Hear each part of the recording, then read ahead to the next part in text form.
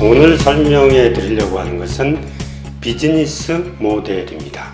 요즘에 여러분들이 많이 들었겠습니다만 지방소멸 이런 말이 많이 나오죠. 자, 우리가 인구가 줄어들므로 인해서 지방이 소멸됩니다. 그런데 소멸되는 과정에서 어떤 현상이 나타날까요? 그림을 한번 보시죠. 일단 빈점포가 늘어납니다. 그 다음에 빈집이 늘어나겠죠. 여러분들 주변에서 빈집이 어디 보이죠. 그 다음에 폐교가 늘어납니다. 아이들 소리가 들리지가 않고요. 또 심지어는 노선 교통이 줄어들기도 합니다. 의료시설이 감소하고 쇼핑몰이 없어지죠. 오른쪽에 보시면 그로 인해서 여러분들이 할 수 있는 비즈니스 모델을 예시를 해드렸어요. 그런데 여기에서는 여러분들이 조금 더 나아가서 조금 차별화된 아이디어를 끄집어내야 되겠죠. 이 사례를 보면 여러분들이 언뜻 이해가 더 빠를 것 같습니다. 비즈니스 모델을 보면 제가 자영업 문제를 계속 얘기를 했잖아요. 우리나라의 자영업자 수가 560만 명이거든요. 그런데 그것은 전체 우리 생산 활동 인구의 24%나 차지합니다. 그러니까 그게 만약에 잘못됐을 경우는 우리는 심각한 사회 문제가 될 수 있죠. 그래서 자영업에 대한 문제를 정부가 신경 쓰는 이유가 그건데요. 그러면 자영업이 공생할 수 있는 방법은 뭐가 있을까? 자, 잠깐 그림에서 보시면 유휴 공간을 우리가 좀 공유하면 어떨까? 매장이 비는 시간에 모임을 하거나 회의를 하거나 여러분들이 스터디를 하거나 뭐 이런 방법도 있을 것 같습니다. 그 다음에 상거래 공유가 있겠어요.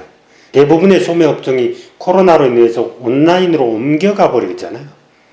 그러면은 점포를 가진 사람들이 다 망할 거 아니겠어요? 그랬을 경우에 좀 아이디어가 색다른 걸 여러분들이 생각해낼 수 있을 것 같아요.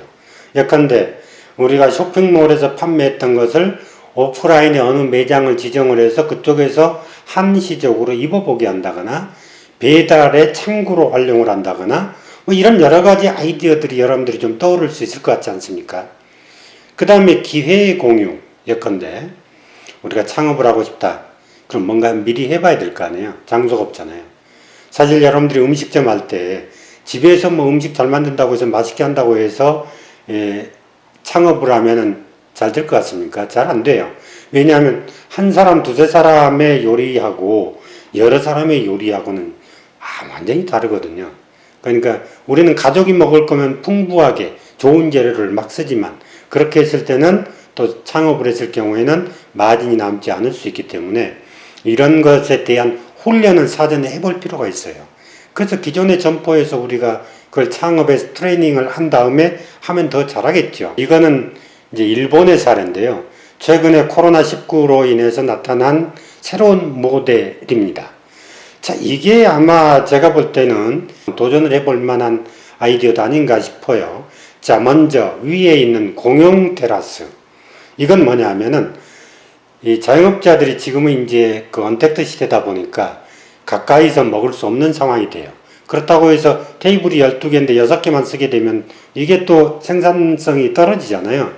그래서 자영업자들이 일단 자기가 만드는 그 음식을 전부 도시락화 합니다. 도시락으로 만든 다음에 그 인근의 공용 테라스에다가 다 갖다가 놔요. 그럼 거기서 판매를 해줘요. 그 다음에 이제 지자체에서는 원래는 이제 음식을 바깥에서 먹으면 안 되고요. 그리고 자기 그 도로라든지 공공의 영역에서 이쪽에서 음식을 팔게 되면 안 되거든요. 불법이에요. 그래서 지자체에서 한시적으로 이거를 허가를 해주고 그게 이제 활성화되다 보니까 일본에서는 지자체에서 차라리 그 공간을 써라라고 해서 그거를 허가를 해준 그런 성공 사례가 있습니다. 그 다음에 벼랑도시락이라는 건 뭐냐 하면 같은 맥락인데요. 자영업자들이 도시락 제조를 해요. 그 다음에 그것을 한 곳에서 도시락을 판매해요. 조금 전에 공용 테라스는 각각이 사가지고 점포에서 사가지고 공용 테라스 넓은 곳에서 멀리 떨어져서 먹게 했다고 한다면 벼랑도시락은 하나씩 제조를 해서 아예 그 판매대로 갖다 놓습니다. 똑같은 금액으로 800엔으로 해서 갖다 놓으면 판매하는 사람은 이제 뭐 대표적으로 누가 판매를 해주고 그렇게 하는데 그게 또 너무 인기가 있는 거예요. 그러니까 골라 먹는 재미가 있잖아요. 그래서 이게 되다 보니까 이제 사람들이 멀리 오기 어려운 사람들은 그걸 또, 야, 나 먹고 싶은데 그거 먹을 방법이 없을까? 그래서 그 동네에 있는 택시 회사하고 제휴를 했어요. 그래서 지역 택시가 이제 요즘에 관광객이 줄다 보니까 거기도 어렵잖아요. 그러다 보니까 지역 택시가 그 음식을 배달해주는 모델까지 발전을 했어요. 굉장히 멋있지 않습니까?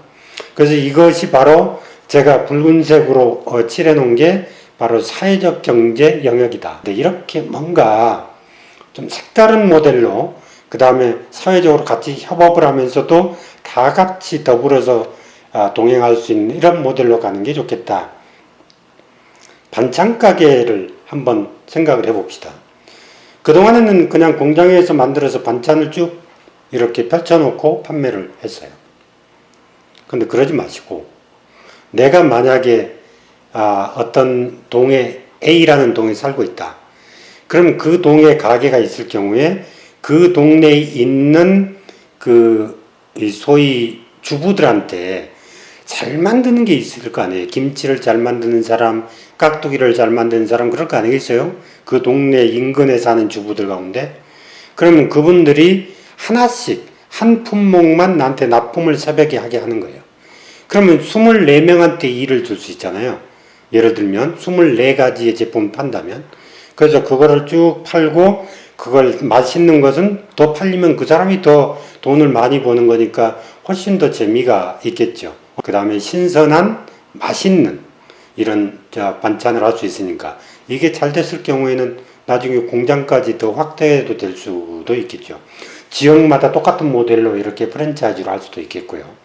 이런 생각들, 일이 필요한 유휴 인력을 가지고 어떻게 참여를 시켜서 비즈니스 모델로 만들 거냐, 이게 사회적 경제에서 우리가 고민해야 될 문제예요. 이건 공동 키친인데요. 그러니까 아파트에 있고 지금 고령화가 됐잖아요.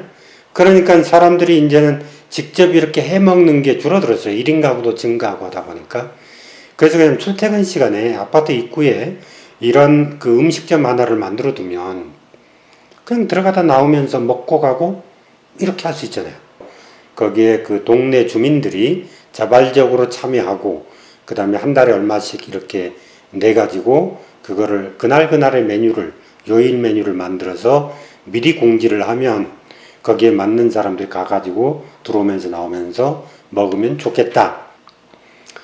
그 다음에 이제 그 후버 클레인 마리엔탈이라고요. 장애인이나 고령자, 그 소위 사회적 약자를 위한 치유 회복, 안정 기능을 지원하는 건데, 목재를 소재로 해가지고 인성교구를 만들어요.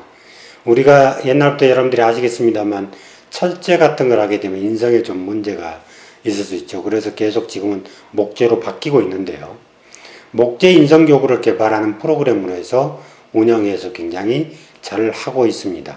일본에서는 목재를 가지고 또 어떤 아이디어가 있어서 히트를 쳤냐 하면, 아이들이 출생하게 되면 한번 이를 다 갈게 되잖아요. 그래서 24개의 이 모양의 목재를 만들어요. 그래서 그걸 영구히 보관할 수 있도록 빠지면 그 자리에 하나씩 끼워 놓죠. 그래서 자식이 결혼할 때 그것을 선물로 주는 이런 것이 굉장히 인기가 있습니다. 이렇게 다양한 아이디어를 세분화해서 도전할 수 있다. 또 아오모리 현에서는 논아트라는 게 있어요. 논을 그림에서 보듯이 캔버스로 색이 그려진 것처럼 이렇게 별을 부분 이렇게 심게 합니다. 그래서 그 현에, 아오모리 현의 장려 품종이 이제 쌀 종류가 하나 있는데요. 그것을 7색 12종의 별을 가지고 이런 모양을 만들어냅니다.